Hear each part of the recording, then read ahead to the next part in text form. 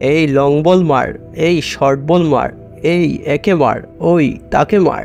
বন্ধুরা, এই কথাগুলো যিনি বলেছিলেন তিনি হলেন বাংলাদেশ অনূর্ধ্ব-19 ফুটবল দলের সিন্ডিকেট গোলাম রাব্বানী ছোটন, যিনি এখনও বুঝতে পারেন নাই উনি মহিলা দলের কোচ নাকি পুরুষ দলের কোচ।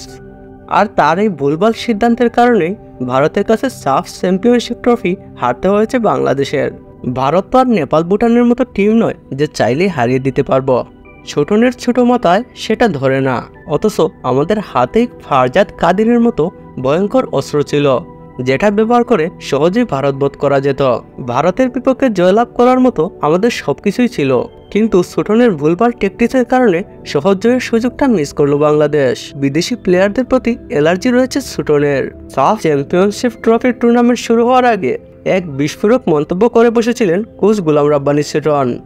তিনি বলেছিলেন, প্রবাসী ফুটবলারদের এটা মাথায় রেখে বাংলাদেশে আসা উচিত যে এখানকার লোকাল প্লেয়ারও মানসম্পন্ন। আর ঠিক তার এই এজেন্ডাটাই যেন বাস্তবায়ন করলেন ফাইনালে।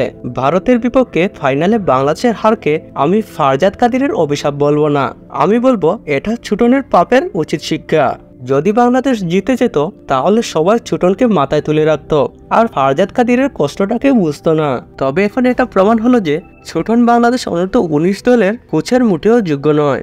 বন্ধুরা, আপনারা কি মনে করেন তা অবশ্যই কমেন্টে জানাবেন। আর খেলাধুলা বিষয়ক সব ধরনের আপডেট পেতে অবশ্যই আমাদের চ্যানেলটি সাবস্ক্রাইব করবেন। ধন্যবাদ।